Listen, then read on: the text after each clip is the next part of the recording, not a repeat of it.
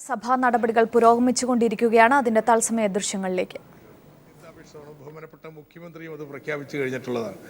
അപ്പോൾ അതിന് ഭൂമിയുടെ വില എന്ത് തന്നെയായാലും അത് ന്യായമായ രീതിയിൽ അത് അക്വയർ ചെയ്യേണ്ട ഏജൻസി അക്വയർ ചെയ്ത് കഴിഞ്ഞാൽ അതിന് പണം ലഭ്യമാക്കും കിഫ്ബിയിൽ നിന്ന്. ബഹുമാനപ്പെട്ട മുഖ്യമന്ത്രി. സർ, ഈ കാലിക്കറ്റ് എയർപോർട്ടിൻ്റെ ഭൂമി ഏറ്റെടുക്കലുമായി ബന്ധപ്പെട്ടവരുടെ യോഗം വിളിച്ചപ്പോൾ അക്കത്തിൽ ചെറിയൊരു പിശക് പറ്റിയിട്ടുണ്ട്. അത് കേട്ടിട്ട് അത് മുഴുവൻ അവിടെ ഭൂമിക്ക് കൊടുക്കാൻ പോവുകയാണ് തെറ്റിദ്ധരിക്കരുത്. സാധാരണ വിലയിലാണ് സാധാരണ ഭൂമി ഏറ്റെടുക്കുമ്പോഴുള്ള സമ്പ്രദായങ്ങളുണ്ട്. ആ സമ്പ്രദായം അനുസരിച്ചുള്ള വില മാത്രമേ കൊടുക്കൂ. അത് ഇവിടെ ഒരു അമിതമായ വിലയുടെ ഓഫർ പോലെ ആ യോഗത്തിൽ വന്നിട്ടുണ്ട്. അത് പിശക് സംഭവിച്ചതാണ്, അതല്ല യാഥാർത്ഥ്യം. അതുകൊണ്ട് ഭൂമി ഏറ്റെടുക്കുന്നതിനൊരു തടസ്സമില്ല. ഭൂമി ഏറ്റെടുക്കുന്ന നടപടികൾ തുടരും.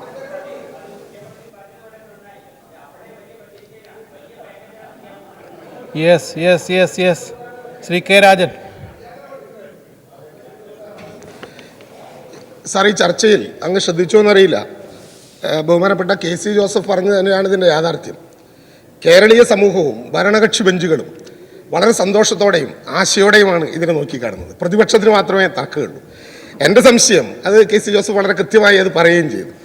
എൻ്റെ സംശയം, നമ്മളിപ്പോൾ പ്രഖ്യാപിച്ചിട്ടുള്ള കേരളത്തിന് തന്നെ വലിയ വരുമാനം ഉണ്ടാക്കാൻ കഴിയുന്ന തരത്തിൽ വിപുലമായി പ്രഖ്യാപിച്ചിട്ടുള്ള തൃശ്ശൂർ ജില്ലയിലെ പുത്തൂർ സുവോളജിക്കൽ പാർക്ക് പോലെ കേരളത്തിൽ പ്രഖ്യാപിക്കപ്പെട്ടിട്ടുള്ള അങ്ങ് പ്രഖ്യാപിച്ച ജില്ലാ കേന്ദ്രങ്ങളിലെ സാംസ്കാരിക നിലയം പോലെയുള്ള സംവിധാനങ്ങൾക്ക് കിഫ്ബിയിൽ നിന്നാണ് ഫണ്ട് ഏർപ്പെടുത്താൻ പോകുന്നത് എന്ന സംശയമാണ്. അതോടൊപ്പം ഈ സഭയുടെ മുമ്പാകെ കൊണ്ടുവരാവുന്ന ഒരു പ്രധാനപ്പെട്ട പ്രശ്നം, കേരളത്തിൽ വർദ്ധിച്ചു വരുന്ന, കേരളം അതിഭീകരമായി നേരിട്ടുകൊണ്ടിരിക്കുന്ന ഈ വിവാഹങ്ങളുടെ ആർഭാടങ്ങൾ വളരെ ഭീകരമാണ്. അതിന് നമുക്ക് ഇതുമായി ബന്ധപ്പെട്ട ഒരു സെസ് ഏർപ്പെടുത്താൻ കഴിയുമോ എന്ന സംശയം കൂടി എനിക്കുണ്ട്. ആർഭാട വിവാഹങ്ങളുടെ സെസ് വേറൊരു വിഷയം, അപ്പോൾ അതിലേക്ക് ഞാൻ പോകുന്നില്ല. പക്ഷേ ഡോക്ടർ KC ജോസഫ് പറഞ്ഞെങ്കിൽ ഇതിപ്പോൾ ഇന്ന് തലയിലുദിച്ചതല്ല ഇതിനെക്കുറിച്ചുള്ള ആശയം. 2010 ബഡ്ജറ്റിൽ വളരെ കൃത്യമായിട്ട് പറഞ്ഞിരുന്നു. UDF ഭരിക്കുന്ന കാലത്ത് ഇതിനൊരു കമ്മിറ്റിയെ വെച്ചിരുന്നു. ഇന്നലത്തെ നിയമത്തിനുള്ള പശ്ചാത്തലക്കുറിപ്പിൽ പറഞ്ഞിട്ടുണ്ട്. ആ കമ്മിറ്റിയുടെ റിപ്പോർട്ടൊക്കെ ഉണ്ട്. അതുകൊണ്ട് ഇന്ന് അവിടെ നിന്ന് പലരും ഇങ്ങോട്ട് വലിയ വിമർശനം നടക്കാൻ പറ്റുന്നതാണെന്നൊക്കെ ഒരുപാട് ചോദ്യങ്ങൾ ചോദിക്കുമ്പോഴേ ഇതൊക്കെ അങ്ങനെ ഒരു തുടർച്ചയുണ്ട് ഇതിനൊക്കെ. അല്ല ഞങ്ങളുടെ തലയിൽ മാത്രം ഒതിച്ചു വരുന്ന കാര്യങ്ങളല്ല. പക്ഷേ യഥാർത്ഥത്തിൽ എന്താ, നിങ്ങൾ 2010 പറഞ്ഞത് ഹസിച്ച് കളഞ്ഞുകൂടെ? എത്ര പ്രാവശ്യം അക്കർ തമാശ പറഞ്ഞിരിക്കുന്നു. വൈകിപ്പോയി. 4-ാം വർഷമായപ്പോഴാണ് വേറെ വഴിയൊന്നുമില്ല, ഇങ്ങനെ നോക്കിയാൽ എന്താന്നുള്ള ചിന്ത വന്നത്. ഏതായാലും നമുക്ക് പുത്തൂരിലേക്ക് ഇപ്പോൾ മാറ്റണം, അവിടെ അടിസ്ഥാന സൗകര്യങ്ങൾ ഉണ്ടാക്കണം. ബഡ്ജറ്റിൽ അതിന് പണം വകയിരുത്തിയിട്ടില്ല. ആ രീതിയിൽ നിശ്ചയമായിട്ടും കിഫ്ബിയിൽ നിന്നായിരിക്കും അതിനുള്ള പണം കണ്ടെത്താം. അപ്പോൾ ആ കാര്യങ്ങളെല്ലാം റെഡി ആവട്ടെ, നമുക്ക് പണത്തിന് ബുദ്ധിമുട്ടുണ്ടാകും. Shri Roji M John. Sir, പ്രധാനപ്പെട്ട ഇൻഫ്രാസ്ട്രക്ചറൽ പ്രൊജക്റ്റുകളെ സംബന്ധിച്ച് ഭൂമി ഏറ്റെടുക്കുന്നതാണ് ഏറ്റവും വലിയ ഒരു വിഷയമെന്ന് ഇവിടെ നേരത്തെ സൂചിപ്പിക്കുകയുണ്ടായി. അതിന് ആവശ്യത്തിനുള്ള തുക കിഫ്ബിയിൽ നിന്ന് ലഭ്യമാക്കുമെന്ന് ഇവിടെ ബഹുമാനപ്പെട്ട മന്ത്രി സൂചിപ്പിക്കുകയും ചെയ്തു. അങ്ങനെ മുഴുവൻ തുകയും ഭൂമി ഏറ്റെടുക്കുവാനായിട്ട് കിഫ്ബി വഴി ലഭ്യമാകുമെങ്കിൽ വളരെ നല്ലൊരു കാര്യമാണ്. പക്ഷേ പല പ്രൊജക്റ്റുകളെ സംബന്ധിച്ചിടത്തോളം പദ്ധതി നടപ്പാക്കാൻ ആവശ്യമായിട്ടുള്ള ഭൂമിയിൽ അധികമായിട്ട് ഭൂമി ലഭ്യമായിട്ടുള്ള പ്രദേശങ്ങളിൽ ഭൂമി അധികമായിട്ട് ഏറ്റെടുത്തുകൊണ്ട് ആ ഭൂമി വികസിപ്പിച്ച് അതിൽ നിന്ന് ലഭിക്കുന്ന തുക ഈ പദ്ധതിക്കായിട്ട് ഉപയോഗിക്കാവുന്ന തരത്തിലുള്ള ഒരു മോഡലിനെ കുറിച്ച് നമുക്ക് ആലോചിക്കാൻ സാധിക്കും. ഞാനിപ്പോൾ ഉദാഹരണം പറയുന്നത്, ഇപ്പോൾ അങ്കമാലി ബൈപ്പാസ് പോലുള്ള പ്രൊജക്റ്റുകൾക്ക് അധികമായിട്ട് ഭൂമി ഏറ്റെടുത്തുകൊണ്ട് അവിടെ തരിശു ഭൂമിയായിട്ട് കിടക്കുന്നത് ഏറ്റെടുത്തുകൊണ്ട് അത് വികസിപ്പിച്ച് അതിൽ നിന്ന് ലഭ്യമാകുന്ന തുക ഒരു പദ്ധതിക്ക് ഉപയോഗിക്കാവുന്ന തരത്തിൽ ഉള്ള ഒരു മോഡലിനെ കുറിച്ച് ഈ കിഫ്ബിയിൽ നമുക്ക് ആലോചിക്കാൻ സാധിക്കുമോ? അങ്ങനെയുള്ളത് അടക്കം നമുക്ക് ആലോചിക്കാം. ഒരു കേസ് വരുമ്പോൾ പൊതു തത്വം എന്നുള്ള രീതിയിൽ ഞാൻ അതിനെക്കുറിച്ചത് പറയുന്നില്ല. അതുകൊണ്ടാണ് ഇതിൻ്റെ ഓപ്ഷൻ ഇന്നലെ നമുക്കിവിടെ ചർച്ചയുണ്ടായല്ലോ, ഇത് ടോൾ വരാൻ പോകണോ ഇല്ല എന്നുള്ളതൊക്കെ പറഞ്ഞിട്ടുള്ളത്. ഇങ്ങനെയുള്ള ഓപ്ഷൻസ് എല്ലാം വെച്ച് എനേബിളിംഗ് പ്രൊവിഷൻസ് ഉണ്ട്. അത് ഏത് വേണം, എങ്ങനെ വേണം എന്നുള്ളത് അതത് ഘട്ടത്തിൽ തന്നെ നമുക്ക് തീരുമാനിക്കേണ്ടതാണ്. ഏതായാലും കിഫ്ബിയിലെ ലാൻഡ് ബോണ്ട് ഇറക്കി ഭൂമി ഏറ്റെടുക്കുമ്പോൾ പ്രത്യേകിച്ച് വ്യവസായ പാർക്കുകൾക്കും മറ്റും വേണ്ടി അത് വികസിപ്പിച്ച് കഴിഞ്ഞ് അതിൻ്റെ നിക്ഷേപകർക്ക് കൈമാറുമ്പോൾ കിട്ടുന്ന പണം റീപേയ്മെൻ്റ് ഉണ്ടാവണം. ഇതിലാണ് പൂർണ്ണമായിട്ടുള്ള റീപേയ്മെൻറ്റ് വരുന്നത്. ഇപ്പോൾ റോഡിന് അങ്ങനെ കഴിയത്തില്ല. പക്ഷേ സർക്കാർ ആ റോഡിനുള്ള പണം പിന്നീട് നൽകുന്നതിനുള്ള ചുമതല ഏറ്റെടുക്കുന്നുണ്ട്. അതേസമയത്ത് കിൻഫ്ര പോലുള്ള ഏജൻസികളാണെങ്കിൽ അവർക്ക് ഭൂമി കൈമാറിക്കഴിഞ്ഞാൽ ഡെവലപ്പ് ചെയ്ത് കൊടുക്കുമ്പോൾ അതിൻ്റെ പണം കിഫ്ബിയിലേക്ക് അടക്കണം. റോഡിന് വേണ്ടി എടുക്കുമ്പോൾ കുറച്ച് സ്ഥലം ഏതായാലും കൂടുതൽ എടുക്കേണ്ടി വരും. കാരണം റീഹാബിലിറ്റേഷൻ്റെ പ്രശ്നമുണ്ട്. വ്യാപാരിയെ ഒഴിപ്പിച്ചു കഴിഞ്ഞാൽ അവർക്ക് റീഹാബിലിറ്റേഷൻ കൊടുക്കണം. ആ റീഹാബിലിറ്റേഷൻ്റെ സ്ഥലവും കൂടി എടുത്തിട്ട് വേണം നമുക്ക് പലപ്പോഴും പലതും ചെയ്യാൻ പറ്റത്തുള്ളൂ. അപ്പോൾ അതൊക്കെ ആ ഘട്ടത്തിൽ ഓരോന്നിനും നമുക്ക് തീരുമാനിക്കാം. അതിനുള്ള പ്രൊവിസോ എല്ലാം വേണമെങ്കിൽ ചെയ്യാനുള്ള അവകാശം ഇന്നലെ അവതരിപ്പിച്ച നിയമ ഭേദഗതിയിലുണ്ട്. ശ്രീ എ പ്രദീപ് കുമാർ. ബഹുമാനപ്പെട്ട മെമ്പർ രാജൻ ഇവിടെ പറഞ്ഞതിൽ നിന്നൊരു വ്യത്യസ്തമായൊരു അഭിപ്രായം എനിക്കുണ്ട്. സർ, പ്രതിപക്ഷത്തിന് ഇക്കാര്യത്തിൽ ഒരു പ്രതീക്ഷയില്ല എന്ന് പറയണ്ടായി. പ്രതിപക്ഷത്തിന് പ്രതീക്ഷയുണ്ടെന്നുള്ളതാണ് ഇന്നലെ ശ്രീ വി ഡി സതീശൻ്റെ ചർച്ച കേട്ടപ്പോൾ തോന്നിയത്. കാരണം UPA ഗവൺമെൻറ് കൊണ്ടുവന്ന ധനപരമായിട്ടുള്ള സാമ്പത്തിക പരിഷ്കാരങ്ങളുടെ ഫലമായിട്ടാണ് ഇങ്ങനെ ഒരു കിഫ്ബി എന്ന കാര്യം ആലോചിക്കാൻ പറ്റിയത് തന്നെ എന്ന് പറഞ്ഞു വെച്ചിട്ടുണ്ട്. ഇത് ശരിയാവുകയാണെങ്കിൽ അത് ഞങ്ങളുടെ നയത്തിൻ്റെ ഫലമാണെന്ന് പറയാൻ. സർ, ഇത് എങ്ങനെയാണ് UPAയുടെയും കോൺഗ്രസിൻ്റെയും നയത്തിൽ നിന്ന് വ്യത്യസ്തമായിട്ട് ഒരു ഇടതുപക്ഷ ബദലാകുന്ന ഇത് എന്ന കാര്യവും അതോടൊപ്പം തന്നെ ഈ FRBM ആക്ട് പോലുള്ളവ ഇവിടെ നിബന്ധനകൾ നമ്മുടെ സംസ്ഥാനങ്ങൾക്ക് സ്വതന്ത്രമായി ധനസമാഹരണം നടത്താനും വായ്പ എടുക്കാനുള്ള നിബന്ധനകളെ എങ്ങനെയാണ് ഈ കിഫ്ബിക്ക് വേണ്ടി ധനസമാഹരണം നടത്തുമ്പോൾ നമുക്കതിനെ മറികടക്കാനാവുക എന്ന കാര്യവും ബഹുമാനപ്പെട്ട ധനമന്ത്രി വിശദീകരിക്കണമെന്ന്. ഈ ധനകാര്യ മേഖലയിലെ ഇടതുപക്ഷ ബദലിൻ്റെ ഒരു പ്രധാനപ്പെട്ട ഘടകമാണ് വായ്പ എടുക്കുന്നതിനുള്ള അടിച്ചേൽപ്പിച്ചിട്ടുള്ള പരിധിയെ മറികടക്കുക എന്നുള്ളത്. കാരണം എത്ര വായ്പ എടുക്കാം, അതിന് ഒരു തത്വേ സാമ്പത്തിക ശാസ്ത്രം പറയുന്നുള്ളൂ. നിങ്ങളുടെ പലിശ നിരക്ക് സാമ്പത്തിക വളർച്ചയേക്കാൾ താഴെയാണെങ്കിൽ സസ്റ്റൈനബിൾ ആണ്. അതുകൊണ്ട് എത്ര വായ്പ എടുക്കുന്നുള്ളത് നമ്മുടെ നാട്ടിലെ വികസനത്തിന് എത്ര വേണം എന്നതിനെ ആശ്രയിച്ച് വേണം. അങ്ങനെ പാടില്ല. ഒരു ഒലക്കയുടെ നിയമമുണ്ട്, 3% പോകാൻ പാടില്ലെന്നുള്ളത്. അതിനെ മറികടക്കാനുള്ളൊരു പ്രായോഗിക മാർഗമായിട്ടാണ് നമ്മളിതിനെ കാണുന്നത്. അങ്ങനെ ബഡ്ജറ്റിൽ പറ്റൂല്ലെങ്കിൽ ബഡ്ജറ്റിന് പുറത്ത് വായ്പ എടുത്ത് നാട്ടിൽ ചെയ്യേണ്ട കാര്യങ്ങൾ ചെയ്യും. അതാണ് ഇടതുപക്ഷ ബദല് എന്ന് പറയുന്നത്. ശ്രീ എ മാരിഫ്. സർ, ഈ ബഹുമാനപ്പെട്ട പ്രതിപക്ഷത്തുനിന്ന് രണ്ടഭിപ്രായം വന്നത് തന്നെ, ഒന്ന് ശ്രീ വി ഡി സതീശൻ വിജയിച്ചാൽ ഞങ്ങളുടെ വക, പരാജയപ്പെട്ടാൽ നിങ്ങളുടെ ദോഷം എന്ന നിലയിലാണ് ഇവർ രണ്ടുപേരുടെയും ശ്രീ KC ജോസഫിൻ്റെ അഭിപ്രായങ്ങൾ.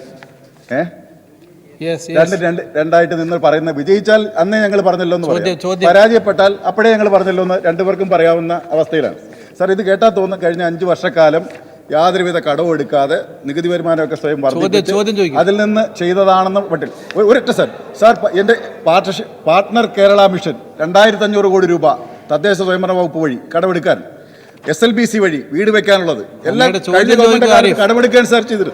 സാർ, ഞാൻ അതിലേക്കല്ല, ഇപ്പോൾ റിക്കറിംഗ് എക്സ്പെൻസ് ആവർത്തന ചെലവുകൾ വരുന്നതിനെ ഇല്ലാതാക്കിക്കൊണ്ട് മൂലധന നിക്ഷേപം നടത്തുക. ഇപ്പോൾ ഉദാഹരണത്തിന് പെരുമ്പളം പാലം, അവിടെ ബോട്ട് സ്റ്റേഷൻ, 19 ജീവനക്കാർ, അതുപോലുള്ള ആവർത്തന ചെലവുകൾ ഒരു വർഷം എത്ര കോടി രൂപയാണ് സാർ? 5 കൊല്ലം കൊണ്ട് വരുന്ന ചെലവ് നോക്കുമ്പോൾ ഒരു 5-10 കൊല്ലം കൊണ്ട് ഒരു പെരുമ്പളത്തൊരു പാലം നിർമ്മിച്ചാൽ അത് നിമിത്തം ഉണ്ടാകുന്ന ആവർത്തന ചെലവുകൾ അവസാനിക്കുകയാണ് സാർ. അത്തരത്തിലുള്ള നിക്ഷേപ പദ്ധതികൾ ഈ കിഫ്ബി വഴി ചെയ്യുന്നതുകൊണ്ട് നാടിന് ഭാവിയിൽ വലിയ ഗുണമാണ് ഉണ്ടാകാൻ പോകുന്നത്. ഈ ഗവൺമെൻറ് അധികാരത്തിൽ വന്നതിന് ശേഷം ബന്ധപ്പെട്ട ഉദ്യോഗസ്ഥരുടെയും സംസ്ഥാനതല അതോറിറ്റി വിദഗ്ധ സമിതി ചെയർമാൻമാരുടെ യോഗം വിളിച്ചു ചേർത്തു. ആ യോഗത്തിൻ്റെ നിർദ്ദേശപ്രകാരം എല്ലാ ജില്ലാ അതോറിറ്റികളെയും വിശദ സമിതികളുടെയും പ്രവർത്തനം ശക്തിപ്പെടുത്താനുള്ള നടപടികൾ സ്വീകരിച്ചിട്ടുണ്ട്. ജില്ലാതല നാമനിർദ്ദേശങ്ങൾ സ്വീകരിച്ച് അതോറിറ്റികളുടെ വിദഗ്ധ സമിതികളുടെയും പ്രവർത്തനം പൂർണ്ണതോതിലാക്കുന്നതിന് വേണ്ടി മെമ്പർ സെക്രട്ടറി കൂടിയായ പരിസ്ഥിതി വകുപ്പ് അഡീഷണൽ ചീഫ് സെക്രട്ടറി എല്ലാ ജില്ലാ കളക്ടർമാരെയും ഈ വിവരം നേരിട്ട് അറിയിച്ചിട്ടുണ്ട്. ഇത് സംബന്ധിച്ചൊരു വീഡിയോ കോൺഫറൻസ് മുഖാന്തരം മെമ്പർ സെക്രട്ടറിയും അതോറിറ്റി ചെയർമാൻ ജില്ലാ കളക്ടറുമായിട്ട് ബന്ധപ്പെടുകയും ആവശ്യമായിട്ടുള്ള എല്ലാ മാർഗനിർദ്ദേശങ്ങളും നൽകുകയും ചെയ്തിട്ടുണ്ട്. സംസ്ഥാന മലിനീകരണ നിയന്ത്രണ ബോർഡ് നടത്തേണ്ട നാമനിർദ്ദേശങ്ങൾ ഉടനടി നൽകണമെന്ന് 17/6/2016 നിർദ്ദേശം നൽകി കഴിഞ്ഞിട്ടുണ്ട്. ജില്ലാതല നിർദ്ദേശങ്ങൾ എത്രയും പെട്ടെന്ന് നടത്താൻ അതിന് ചുമതലപ്പെട്ടിരിക്കുന്ന ഉദ്യോഗസ്ഥന്മാർക്ക് നിർദ്ദേശം നൽകിക്കഴിഞ്ഞു.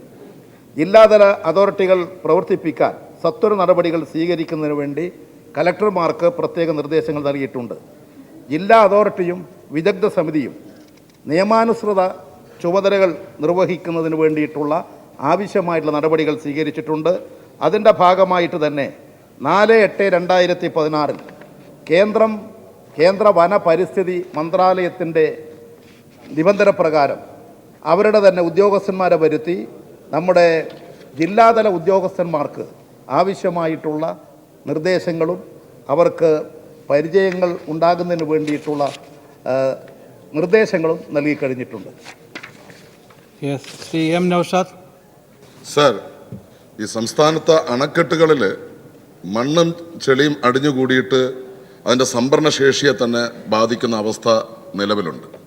അതിൻ്റെ ഭാഗമായി തന്നെ വൈദ്യുതി ഉൽപ്പാദനത്തെയും അത് പ്രതികൂലമായി ബാധിക്കുന്നുണ്ട്. ഇവിടങ്ങളിലെല്ലാം ഇഷ്ടം പോലെ മണ്ണുണ്ട്. ഈ മണ്ണ് എടുത്താൽ വിവിധ ഭവന പദ്ധതികൾക്കായി നമ്മുടെ സർക്കാരിൽ നിന്ന് തന്നെ നൽകുന്ന വിവിധ തലത്തിലുള്ള ഭവന പദ്ധതികൾക്കായി ഉപയോഗിക്കാൻ വേണ്ടി പാവപ്പെട്ടവർക്ക് നൽകാൻ കഴിയും. അപ്പോൾ അതുകൊണ്ട് ഈ അണക്കെട്ടുകൾ ഡ്രെഡ്ജ് ചെയ്യുന്നതിനോ ഡീസിൽറ്റ് ചെയ്യുന്നതിനോ ആവശ്യമായ പാരിസ്ഥിതിക അനുമതി നൽകാൻ കഴിയുമോ? ഈ റിസർവോയറുകൾ, അണക്കെട്ടുകൾ, കനാലുകൾ ഇവയുടെ മെയിൻ്റനൻസിന് വേണ്ടി ഡ്രെഡ്ജ് ചെയ്യുന്നതിന്, അതുപോലെ തന്നെ അതിലെ ചളി മണൽ വാരി നീക്കം ചെയ്യുന്നതിന് പ്രത്യേകമായിട്ടുള്ള അനുമതി, പാരിസ്ഥിതിക അനുമതി ആവശ്യമില്ല. അതനുസരിച്ച് നമുക്ക് തന്നെ നിർവഹിക്കാൻ കഴിയുന്നതാണ്. ഗവൺമെൻറ് തന്നെ അതിനാവശ്യമായിട്ടുള്ള നമ്മുടെ വ്യവസായ വകുപ്പിൻ്റെ കീഴിലുള്ള ചില സ്ഥാപനങ്ങളെ അതിനുവേണ്ടി ഉപയോഗപ്പെടുത്തി മണൽ സംഭരിക്കുന്നതിന് വേണ്ടിയിട്ടുള്ള നടപടികൾ ആരംഭിച്ചിരിക്കുകയാണ്. Second question. ഈ പരമ്പരാഗത പാത്ര നിർമ്മാണ തൊഴിൽ ഏർപ്പെട്ടിരിക്കുന്നവർക്ക് അവർക്ക് ആവശ്യമായ അസംസ്കൃത വസ്തുക്കളായ ഈ കളിമണ്ണും ചെളിയും ഇപ്പം ലഭ്യമാകാത്തതിനാൽ അവരുടെ തൊഴിൽ പ്രതിസന്ധി നേരിടുന്നുണ്ട്. അവരുടെ ജീവിതം വളരെയേറെ ബുദ്ധിമുട്ടിലേക്ക് മാറുന്നുണ്ട്. അപ്പോൾ അവർക്ക് ഇതുപോലുള്ള സ്ഥലങ്ങളിൽ നിന്നും ഇത് വാരുന്നതിന് അല്ലെങ്കിൽ അത് ലഭ്യമാക്കുന്നതിന്, അവരുടെ അസംസ്കൃത വസ്തുവായി ഉപയോഗിക്കുന്നതിന്, അവരുടെ തൊഴിൽ സംരക്ഷിക്കുന്നതിന് ഇവർക്കിത് ലഭിക്കുന്നതിനാവശ്യമായ പാരിസ്ഥിതിക അനുമതി സംഭരിക്കുന്നതിന് അവർക്ക് നൽകുമോ? നിലവിലുള്ള നിയമവ്യവസ്ഥ അനുസരിച്ച് അവർക്ക് ചെളി, കളിമൺ ഇവ ശേഖരിക്കുന്നതിന് പ്രത്യേക പാരിസ്ഥിതിക അനുമതി ആവശ്യമില്ല.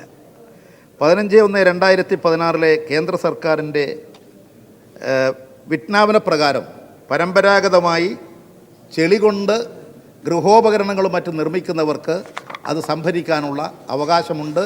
അത് ഇപ്പോൾ ഇത്തരത്തിലുള്ള പ്രദേശങ്ങളിൽ പ്രത്യേകിച്ച് ചില സമുദായങ്ങൾ ഈ തൊഴിൽ ചെയ്യുന്നുണ്ട്, അത് സംഭരിച്ചുകൊണ്ടിരിക്കുന്നുണ്ട്. ശ്രീ എം എം മണി. സാർ, 32-ാം നമ്പർ ചോദ്യത്തിലാണ് ബഹുമാനപ്പെട്ട മന്ത്രി പറഞ്ഞ വിശദീകരണം കാര്യങ്ങൾ വ്യക്തമായിട്ടുണ്ട്. എന്നാൽ കുറച്ച് നടപടികൾ സ്വീകരിച്ചു എന്ന് ബഹുമാനപ്പെട്ട മന്ത്രി വിശദീകരിച്ചിട്ടുണ്ട്. അതിൻ്റെ ഗുണഫലം വിലയിരുത്താറായിട്ടുണ്ടോ? അത് സംബന്ധിച്ചുള്ള കൂടുതൽ കാര്യങ്ങൾ വിശദീകരിക്കാമോ എന്ന് ഞാൻ ചോദിക്കാം. സർ, നമ്മുടെ സംസ്ഥാനത്ത് ഈ ഖനന മേഖലയിൽ പ്രത്യേകിച്ച് ഈ പാറ പൊട്ടിക്കുക, പാറ പൊട്ടിച്ചെടുക്കുന്നത്, അത് തന്നെ ഈ ക്രഷറിൽ ഉപയോഗിച്ചുകൊണ്ട് നമ്മുടെ സാധാരണ ആവശ്യങ്ങൾക്ക് വേണ്ടിയിട്ടുള്ള പ്രോഡക്റ്റായി മാറ്റുക തുടങ്ങിയിട്ടുള്ള കാര്യങ്ങൾ ഇപ്പോൾ നടന്നു വരുന്നതിന് ഒട്ടനവധി പ്രശ്നങ്ങൾ അഭിമുഖീകരിക്കുകയാണ്. നമ്മുടെ സംസ്ഥാനത്ത് തന്നെയുള്ള ഇതുമായി ബന്ധപ്പെട്ട് പ്രവർത്തിക്കുന്ന തൊഴിലാളികളും അതുപോലെ തന്നെ തൊഴിലാളികളുടെ യൂണിയനുകൾ, അതുപോലെ തന്നെ ഈ പ്രവർത്തിക്കുന്ന മാനേജ്മെൻറ്റ്, ഇവരെല്ലാം പല നിവേദനങ്ങളായിട്ടും ആവശ്യങ്ങളുമായും ഗവൺമെൻറ്റിൻ്റെ മുമ്പാകെ വരുന്നുണ്ട്. അതിലൊന്ന്, പാരിസ്ഥിതിക പ്രശ്നത്തിൻ്റെ പേരിൽ അവർക്ക് ഈ ഖനനം ചെയ്യാൻ സാധിക്കുന്നില്ല, ട്രാൻസ്പോർട്ട് ഖനനം ചെയ്ത കാര്യങ്ങൾ കൊണ്ടുപോകാൻ കഴിയുന്നില്ല. അത്തരത്തിലുള്ള പ്രശ്നങ്ങൾ പരിഹരിക്കുന്നതിന് വേണ്ടിയിട്ടുള്ള നടപടികൾ സ്വീകരിച്ചിട്ടുണ്ട്. സർ, അതിൻ്റെ ഭാഗമായിട്ടാണ് കേന്ദ്ര ഗവൺമെൻറ്റിൻ്റെ നിർദ്ദേശമനുസരിച്ച് 2012 സുപ്രീം കോടതിയും കേന്ദ്ര ഗവൺമെൻറ്റും എടുത്തിട്ടുള്ളൊരു നിലപാട് 5 ഹെക്ടർ വരെയുള്ള ഭൂമിയിൽ ഖനനം ചെയ്യുന്നതിന് പാരിസ്ഥിതിക അനുമതി നിർബന്ധമാക്കിക്കൊണ്ടുള്ള ഉത്തരവ് വന്നു. ആ ഉത്തരവിൻ്റെ അടിസ്ഥാനത്തിൽ കേരളത്തിലാകെ ഈ പ്രശ്നമായി വന്നു. അങ്ങനെ വന്നപ്പോൾ 2012 2012 സുപ്രീം കോടതി വിധി വന്നതിൻ്റെ അടിസ്ഥാനത്തിൽ ഇത് കേരളത്തിൽ ഒരു സ്തംഭനാവസ്ഥയിലേക്കെത്തി. ആ ഘട്ടത്തിൽ അതിനെ മറികടക്കാൻ 2012 മുൻപ് ലൈസൻസ് ഉള്ള എല്ലാ ക്വാറി ഉടമകൾക്കും ഖനനം ചെയ്യുന്നതിന് വേണ്ടിയിട്ട് 3 വർഷക്കാലത്തേക്ക് കാലാവധി ദീർഘിപ്പിച്ചുകൊണ്ടുള്ള ഉത്തരവ് ഗവൺമെൻറ് പുറപ്പെടുവിച്ചു. സർ, ആ ഉത്തരവിനെ ഹൈക്കോടതിയിൽ ചോദ്യം ചെയ്തു. ഹൈക്കോടതി ആ ഉത്തരവ് റദ്ദ് ചെയ്യുന്ന നില സ്വീകരിച്ചു. വീണ്ടും പ്രശ്നങ്ങളുണ്ടായി. സർ, അങ്ങനെ പ്രശ്നങ്ങൾ ഉണ്ടായപ്പോൾ കോടതി വിധിയുടെ അതേ ദിവസം തന്നെ സുപ്രീം കോടതിയിൽ ഇത് സംബന്ധിച്ച വിധി വന്നു. സുപ്രീം കോടതി 2016 ഡിസംബർ വരെ നിലവിലുള്ള സ്റ്റാറ്റസ് തുടരണം എന്ന് തീർപ്പ് കൽപ്പിച്ചു. ആ തീർപ്പ് കൽപ്പിച്ചതിൻ്റെ അടിസ്ഥാനത്തിൽ നിലപാടുകൾ സ്വീകരിക്കുന്നതിൽ ഒട്ടനവധി സംശയങ്ങളും മറ്റുമുള്ളതിനാൽ പല ഉദ്യോഗസ്ഥന്മാരും ഈ ഖനനത്തിന് അനുമതി കൊടുക്കുന്നതിലും ട്രാൻസ്പോർട്ടിങ്ങിനും ചില സാങ്കേതികമായ തടസ്സങ്ങൾ സൃഷ്ടിക്കുകയാണ്.